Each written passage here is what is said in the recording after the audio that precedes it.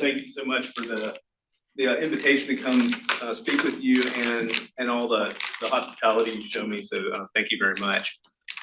When you're given the opportunity to 2 or 3 months in advance to submit a title for a talk, there's a little bit of art involved. So you don't want to be too specific to pigeonhole your presentation, but you want it to be sufficiently vague, to capture kind of the essence of what you're going to talk about. So I think I've accomplished that. But you're definitely going to be wondering, what does he mean by diving deeper? And when I looked at that, I was like, it's a little strange. But what I really mean about that, I think, is that my research career has kind of taken a little bit of a turn recently. And where I and some colleagues at UAB are kind of engaged in mechanistic studies of gout flares. And so that's kind of a new area for me. So that's what I mean by really diving deeper. We're really trying to look at function of some of the genes that we know are associated with gout. So disclosures, no commercial interests that are in any way related to this talk, but I just want to kind of talk a little bit about identity. So I'm an evolutionary biologist by training. I know some things about fitting linear models. I know some things about genetics of complex traits and quantitative genetics. I'm definitely not an immunologist or a rheumatologist, but I work in the division of clinical immunology and rheumatology. I'm not an epidemiologist or a biostatistician, nor am I a geneticist. So I know what you're thinking. This is going to be interesting. But I just kind of wanted to let you know what the perspective that I'm coming from, and I kind of hope it's sort of a fresh perspective in kind of trying to understand, what's going on mechanistically with gout flares. So I probably I'm going to want to start with just talking about the etiology of gout, and just to describe the disease a little bit and the sort of known pathogenic mechanisms of gout, just going to set the table a little bit for the talk to come. I'm going to start here. These little kind of needle-looking things are monosodium urate crystals. Okay, so these are when they interact with myeloid cells, they cause a really intense activation of these myeloid cells, and they do this through activating the NLRP3 inflammasome. What results after their activation is the production of bioactive really potent pro-inflammatory cytokines, in particular interleukin-1 beta. And the interleukin-1 beta is what is sort of the proximate factor that causes the gout flare, in the sense that it attracts other myeloid cells to the area of inflammation, which in gout is the joints. Most people have their first gout flare in their big toe. So that's where this action is taking place. So there's a lot of influx of neutrophils and monocytes and macrophages at the site of inflammation. It causes massive pain and swelling, that there's a lot of redness there. So this is gout is, in a nutshell, a innate immune response to monosodium urate crystals. So that's kind of what you need to know. Some other things to know about gout is that the people that experience gout, the flares are the main symptom. They're episodic. If untreated, they will self-limit. So the inflammation will go away in about a week or two. And the other thing is that the frontline therapy for gout is urate lowering therapy. So the main medication is allopurinol. It is a xanthine oxidase inhibitor, so it inhibits the production of urate. Okay, back to this. So why do these crystals form in circulation, and why do they get lodged in the joints? Well, it starts from this condition called hyperuricemia, and that is basically the concentration of serum urate in the blood that exceeds the crystallization threshold for monosodium urate crystals. So I think that's enough for now. Let's move on.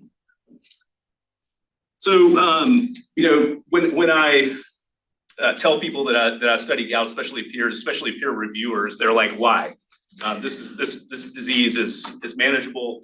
It can be treated. What is there new to learn about this? We already have it figured out. Well, I think this slide kind of helps illustrate one of the issues that we have in gout. So its prevalence is increasing, and this is a figure from a paper published in 2016 in JAMA that looked over a series of decades the hospitalization rate for gout versus rheumatoid arthritis, and you can see they're reversed. So the problem with gout is getting worse. The rheumatoid arthritis seems to be getting better. That's probably due to a lot of attention on new therapies and its effective treatment.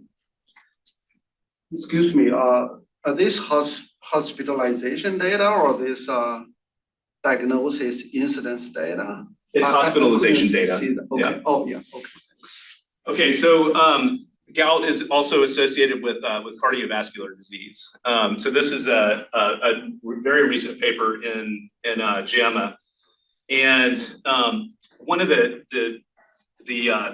things to think about here is that the cardiovascular disease seems to be associated with the inflammatory component of gout. So what in these different models we have the likelihood of developing a cardiovascular event indexed by the time since a acute gout flare, and the probability of having a cardiovascular event, this would be like heart attacks or stroke, heart failure, things like that, are much higher in proximity of the gout flare. So there's an inflammatory kind of component here that may be leading to the expression of cardiovascular disease. So there's maybe a link between gout and CVD. So one of the leading international researchers in gout is Nicola Dalbeth. She's at the University of Auckland in New Zealand. These are some anecdotes. I'm not going to read them all, but just about gout, just to kind of get a feeling for kind of what it's like to be to have this disease. So I'll just kind of start at the bottom here. So gout is not hilarious. It's incredibly painful. Mostly it's just bang, a sudden onset of really severe joint pain. People will remember the first attack because it's so dramatic and unpleasant, and it has a huge impact on people's quality of life. So it's a really serious disease, and it deserves a lot of attention. One other thing I'll say about it is that it is the most common inflammatory arthritis in the world.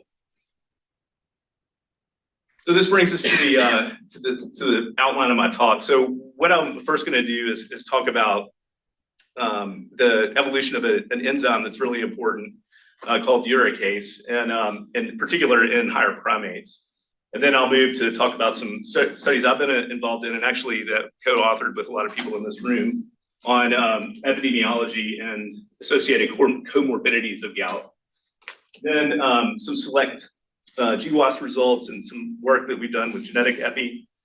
And then I'll spend the last like 20 minutes or so talking about some of the more recent mechanistic studies that I and my colleagues have been doing, and then I'll kind of end by telling you kind of where we're gonna move on from now. Okay, so this is just a cartoon diagram of purine metabolism. So this is important because these are purines, and purines are then converted to hypoxanthine and xanthine.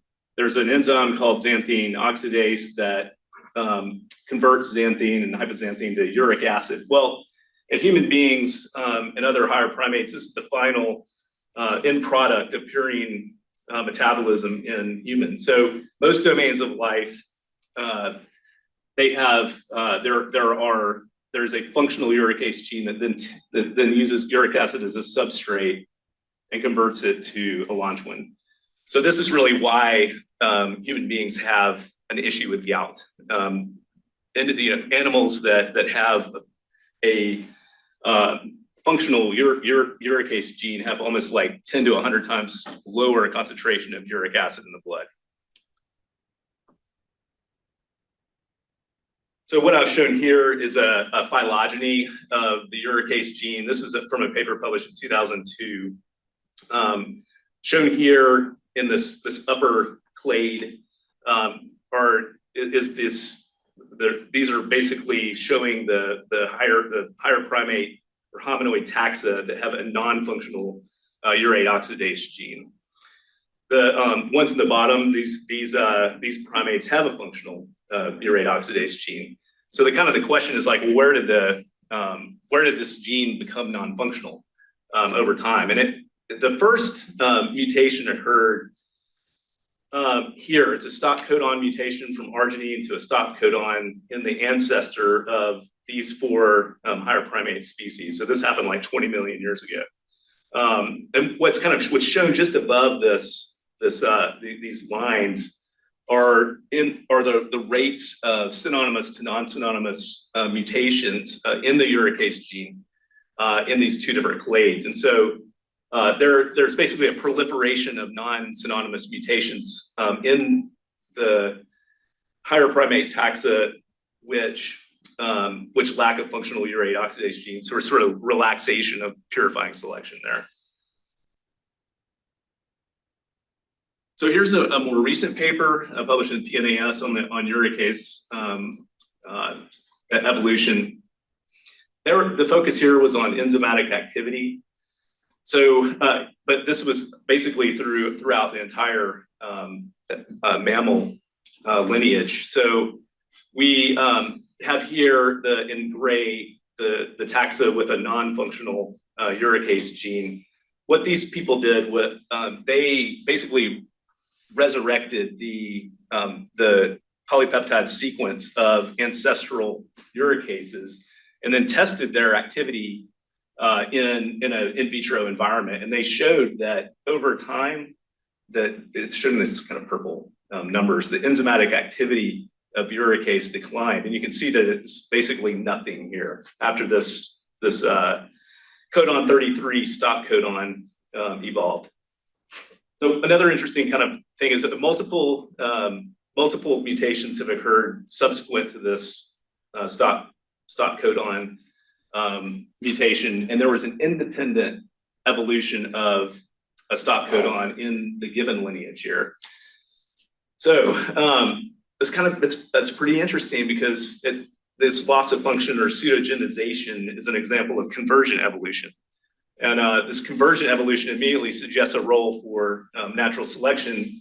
What that source of selection is, it's really, really hard to know because these events are happening like 10, 20 million years ago. So, but nevertheless, it's true that this has happened. It's probably beneficial. But the confusing thing is that there's a lot of there are a lot of traits that seem to be bad if you have really high urate concentration. So it's kind of I call this the curiosities of uricase evolution. So I want to talk briefly. I'm going to show a few papers that I've been involved in that talk about the epidemiology of gout and serum urate and some associated comorbidities.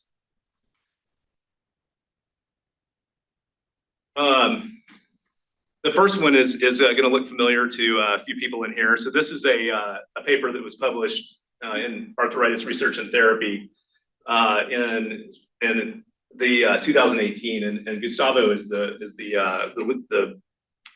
last author on this paper, senior author. But what we did was using the ERIC cohort, asked what are some variables that are associated with incident gout, and one of the things that popped out was, of course, urate. You can see there's an exponential relationship between urate and probability of gout. On the x-axis is the urate concentration in milligrams per deciliter. And also hypertension was associated with incident gout and African American ethnicity. And you can see here for any level of serum urate, there was a much elevated probability of incident gout in the atherosclerosis risk and community study for individuals that had hypertension or were African American ancestry. So hypertension, cardiovascular disease, all these things are starting to kind of look like they're related. Another paper I was involved in, we're looking at the regards cohorts, and many of you probably have heard of this. This is the reasons for geographic and racial differences in stroke. And we were looking at prevalent gout. Is that associated with incident heart failure, coronary heart disease, or stroke? And we defined gout based on Medicare claims data, and then followed for 10 years, median follow-up at 10 years, the incidence of these traits. And for gout, had 2 times the hazard risk of heart failure than non-gout participants. So again, this was the only cardiovascular disease outcome that was associated with gout, but and this CVD trait was also replicated in Medicare claims data. So this study was performed by Alessandro Colantonio, and it was published in 2020. So a paper that we were involved in, and this is another study in regards, and we had the opportunity to. This was actually led by myself and Ryan Irvin. She's an epidemiologist at UAB. We had the opportunity to measure serum urate in serum from a subset of the regards cohort study members. We focused on stroke, but we also measured serum urate in some random controls. We did some regression analyses to show that serum uric acid or serum urate was associated with stroke. But we also were wondering, what's mediating this effect? And we had a variable in the data set that's called apparent treatment-resistant hypertension. And so this is a trait in which there are multiple medication classes that are given for hypertension, but it's still uncontrolled hypertension.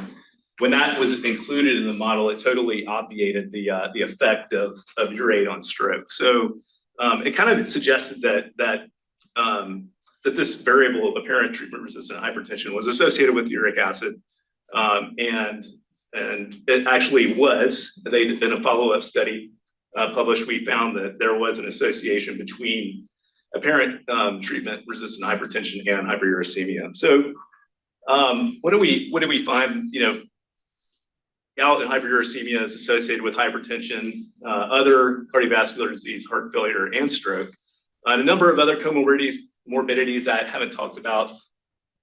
Chronic kidney disease, obesity, diabetes are also associated with gout.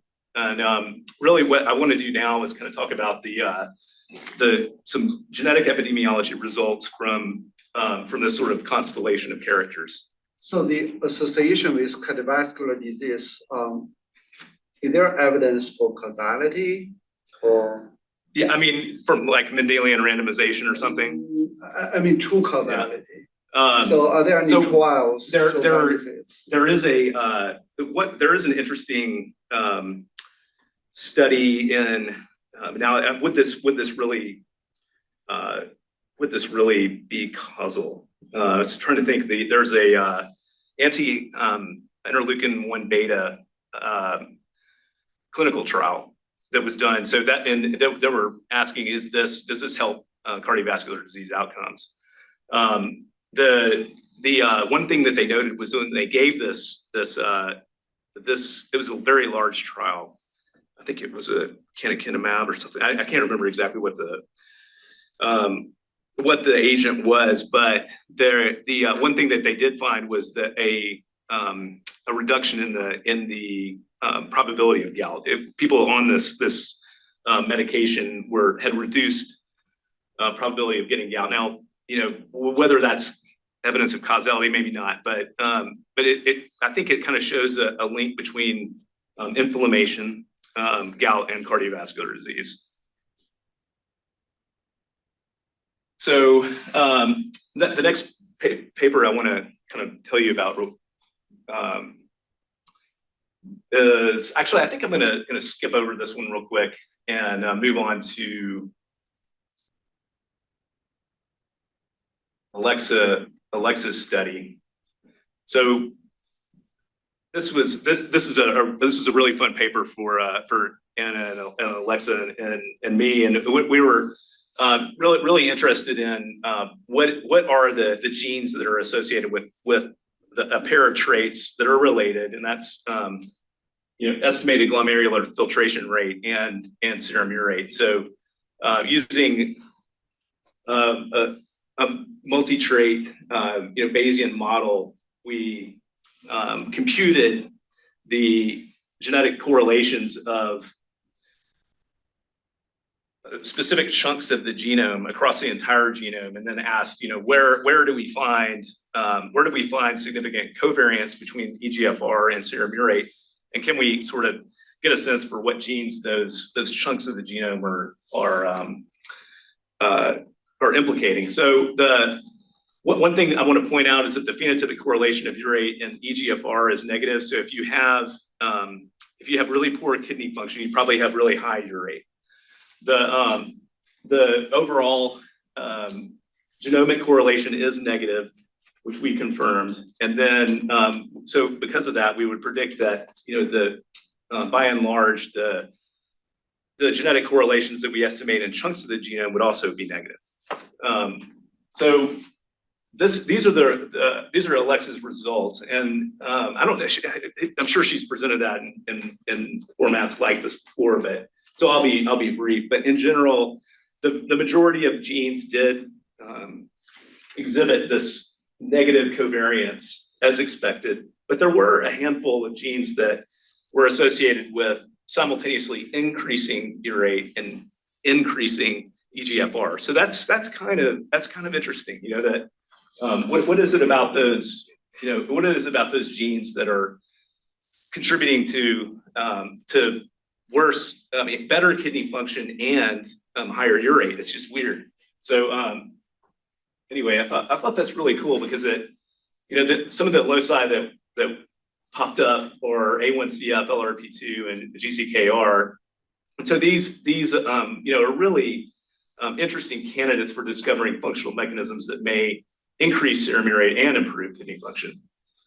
So I think that's all I'm going to say about this study. But it was really, really neat. We could use these methods on any other pair of traits that we think are associated with, any other pair of traits that we think are associated with gout and hyperuricemia. So we have a student in the lab that's just graduated, Nick Sumter, and he was interested in gout severity and genetic risk. So to do this study, we used the UK Biobank and a number of other data sets that listed here. And what he was interested in was, can we compute a genetic risk score that in which those particular loci are associated with gout, sum up the genotypes and weight it based on the odds ratio of association with gout, and then ask, is that gout genetic risk score associated with age at onset and tophi, which are two sort of gout severity traits. So what are shown here are the results of primary results of his analysis.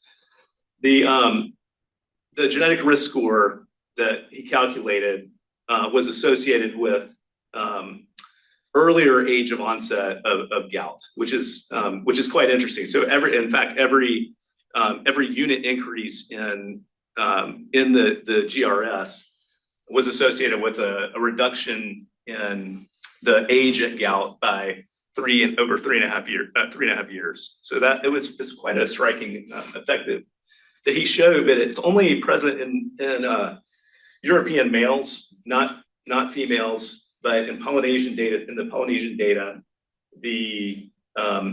it appeared to be associated with reduced age of onset in both males and females.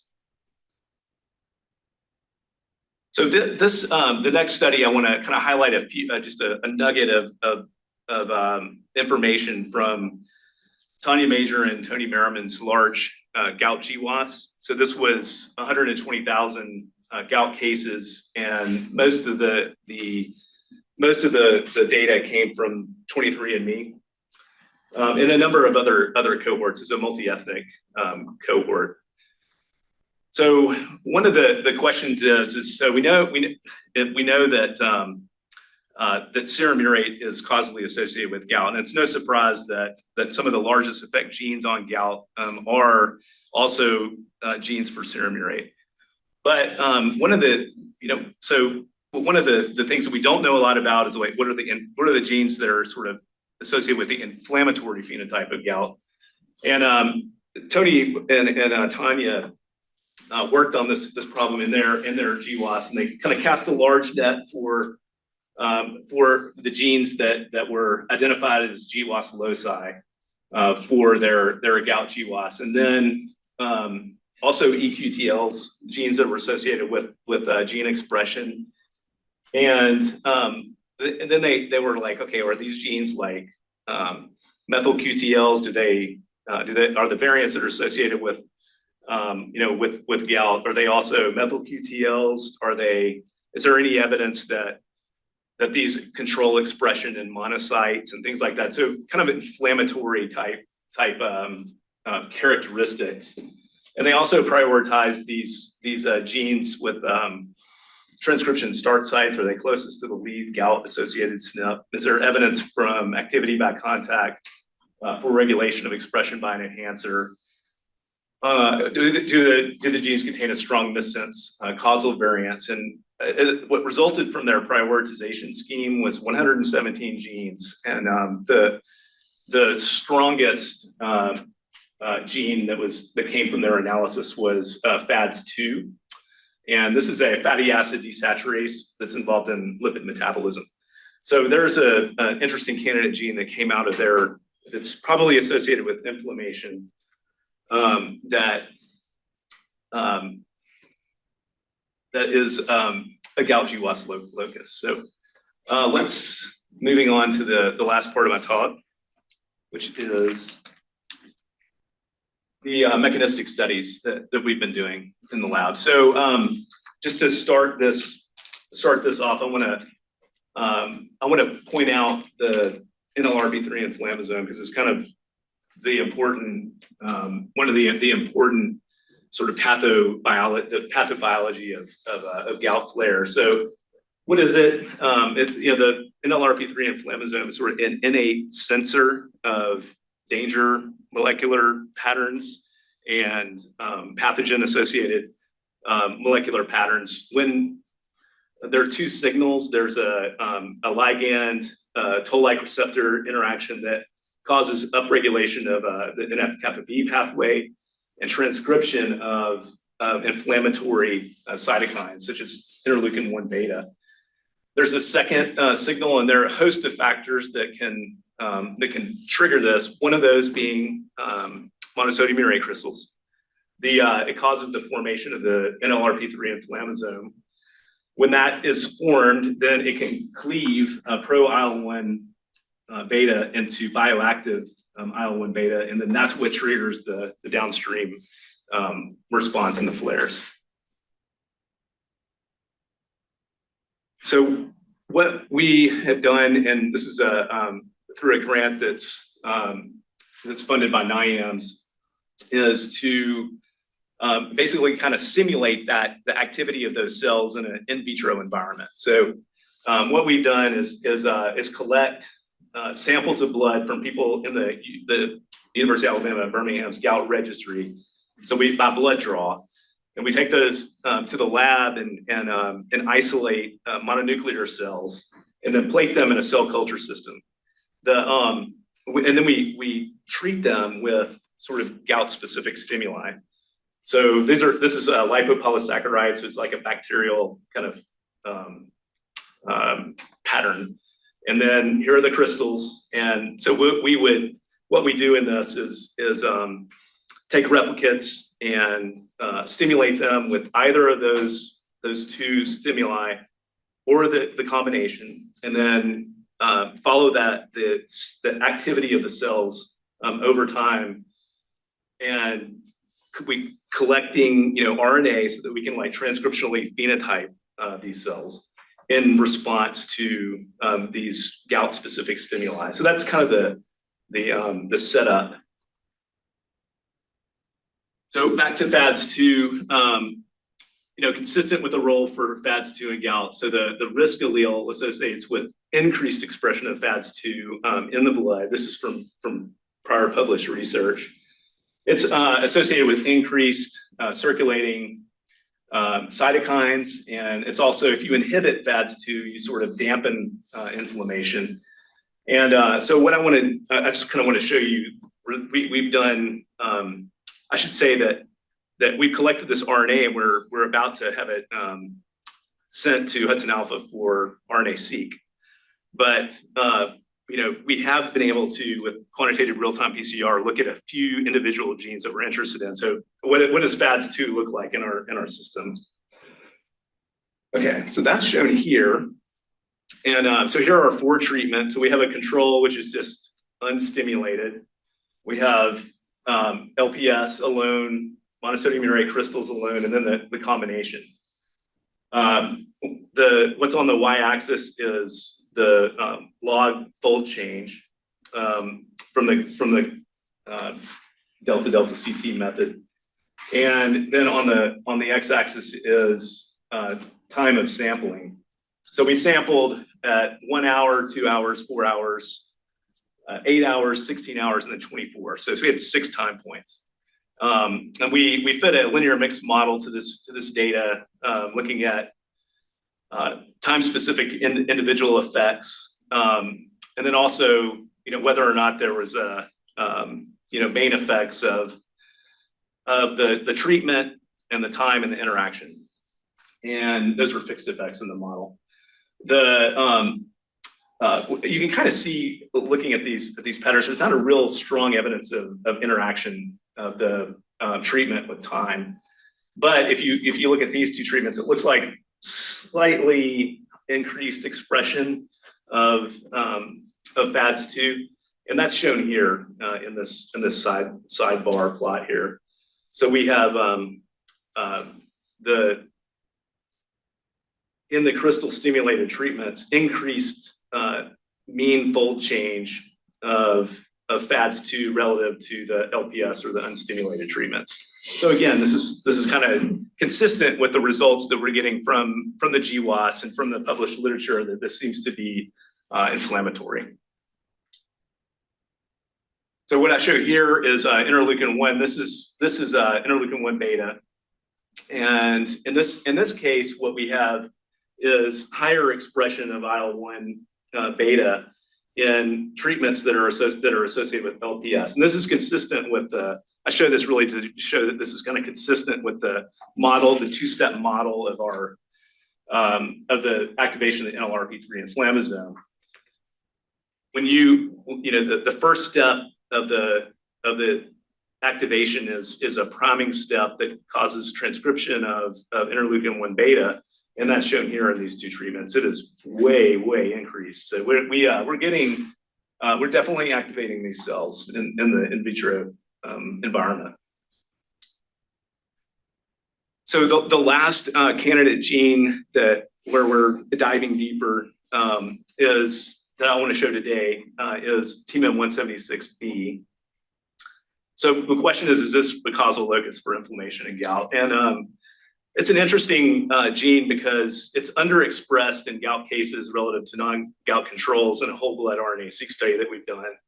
Kind of small, we're talking, really small actually, 6 controls and 13 cases, so it's underpowered. Also, we find it underexpressed in a whole blood RNA-seq study of people in acute flare versus non-flare, people that have gout but that are not in active flare. So this gene also is associated with gout in the Major et al. GWAS that I've just showed, and the allele that's associated with gout is also associated with lower gene expression in this tissue from the atrial appendage tissue from GTEx. So it's again, you see this consistency here. So the higher the inflammation, the lower the expression. It's sort of the inverse of the FADS2 story. So where is TMEM expressed? Well, we know from a single cell RNA-seq experiment that it's expressed exclusively in myeloid lineage cells. So this is a UMAP of the single cell transcriptomes and a UMAP projection, and you see pretty well-defined cell subsets. These are T cells and B cells and like the lymphoid kind of lineage cells. These are the myeloid lineage cells. So these would be the ones that really respond to the gout-specific stimuli. Classical monocytes, intermediate, so a bunch of different monocyte subsets, dendritic cells and neutrophils in this study. And this is the expression of TMEM176B in the multiple lymphoid and myeloid subsets. This is, the percent of cells expressing TMEM176B is high in the myeloid lineage cells relative to the lymphoid lineage cells like these B cells and T cells. So that's kind of comforting to know that the gene that we're kind of interested in is also expressed in the cell types that are part of the pathogenesis of the gout flare. And this is what our RT-PCR results look like from the in vitro cell culture system. So again, fold change on the y-axis and time on the x-axis. So what's different about applied the same model to this as the FADS2, but there was a really highly significant interaction effect between time and treatment in this model. And so you can kind of see that here, where in controls, the fold change was elevated across time, whereas in these two treatments, it appears to be somewhat suppressed. Okay, so what is that's also consistent with the results that we were getting from our whole blood RNA-seq study. This is at 24 hours. The average fold change, this is log fold change actually, of the LPS and MSU combined treatment, LPS and monosodium urate crystal treatment alone. This was significantly underexpressed relative to, say, the LPS alone treatment and monosodium urate crystal treatment. So, the function of TMEM176B in gout appears to be another inflammatory kind of gene. And it seems like that increased inflammatory traits are associated with reduced expression of the gene.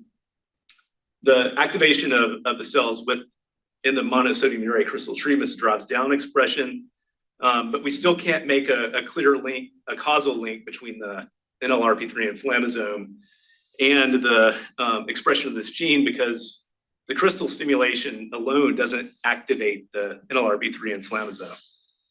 But I think what we really need to do is try to understand what factors are really regulating the expression of this gene in an inflammatory kind of environment.